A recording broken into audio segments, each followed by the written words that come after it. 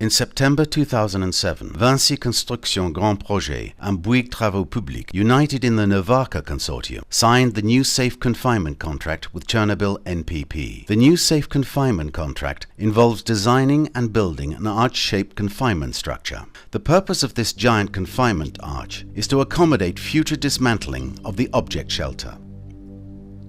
Top priority has been given to protecting workers, the population and the environment.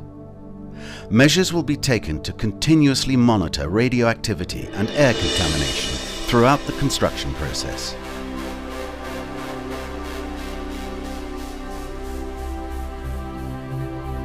The construction site will be organized around three areas: the object shelter, the erection area, and the waiting area. Work will begin with cleaning and clearing the erection area and dismantling the empty buildings.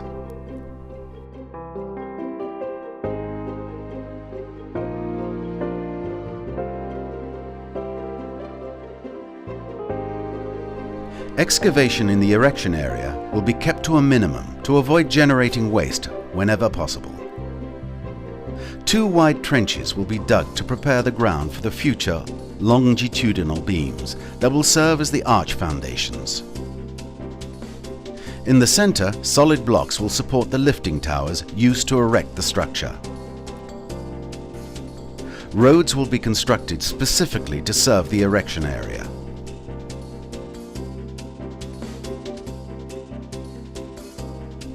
Then civil engineering works will begin, starting with laying the blinding concrete. In parallel, deep foundation work will be started in the trenches. The foundations consist of piling, built using a one-step process where holes are bored and concrete is poured simultaneously. Each pile measures 1 meter in diameter and reaches down to an average depth of 18 meters. The pile reinforcement cage is immersed in the concrete before it begins to set. Drill cuttings are placed on a conveyor that carries them to a facility where they are sorted according to their radioactivity level. In the erection area, the reinforcement is set in place and concrete is cast for the lifting tower foundation blocks.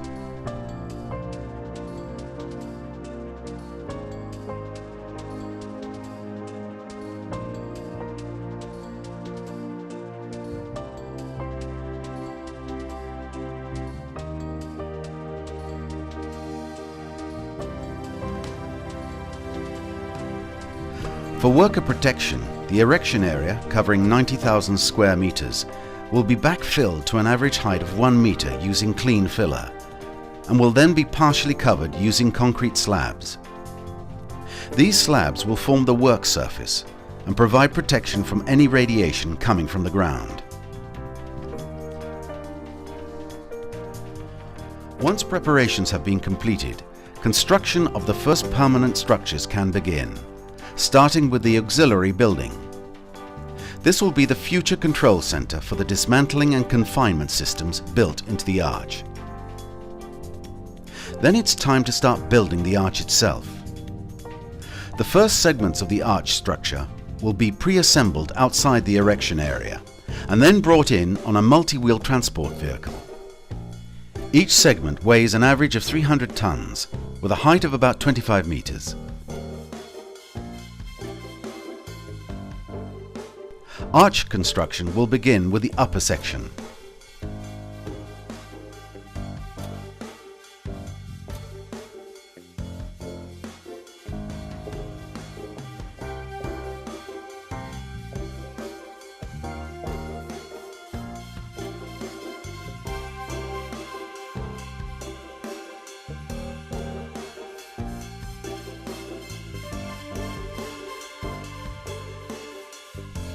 The segments will be interconnected with bracing before the cladding is fitted on the center section.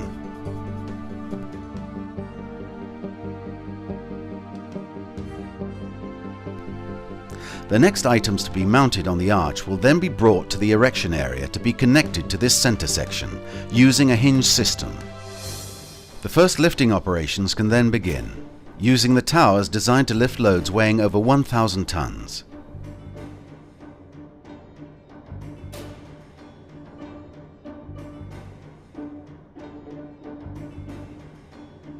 The structure will gradually be completed with the rest of its components.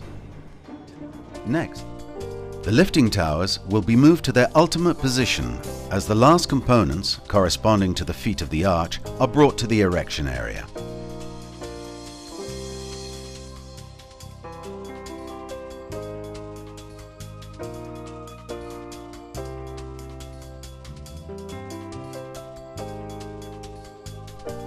Once the east side wall has been installed, the pushing equipment will be moved into place to slide the first completed half of the arch to its waiting area, in order to clear the erection area.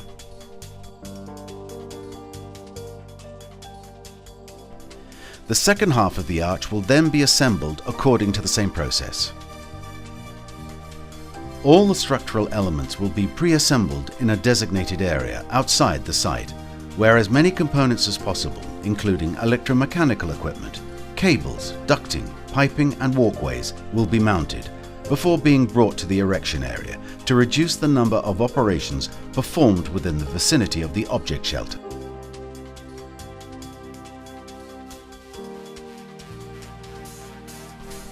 The cladding has been designed to protect the shelter from external hazards and to protect the population and the environment from any radioactive release. A complex ventilation system will also be installed to control the ambient temperature and humidity conditions inside the confinement structure.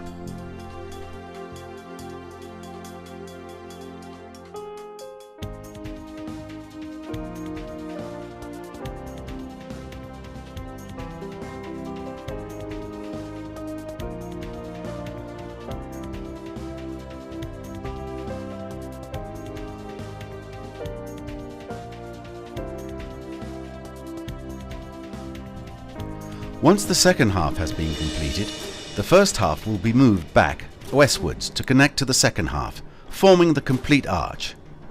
The bracing and metal cladding connections will then be completed. The arch will be equipped with overhead cranes, designed for dismantling the shelter and the damaged reactor unit. They will be assembled on the ground, then lifted using cable actuators, secured to the arch structure 85 meters above.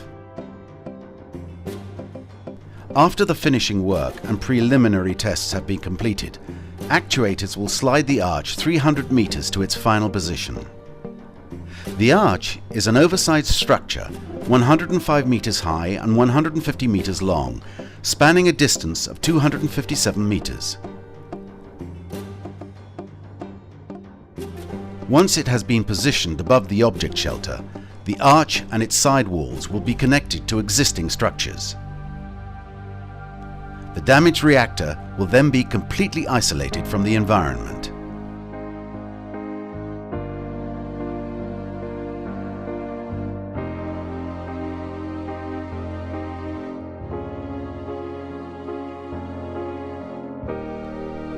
Designed and built by Novaka, the arch will be used in a later phase to dismantle the shelter under the safest and most flexible conditions possible, keeping human intervention to the strict minimum.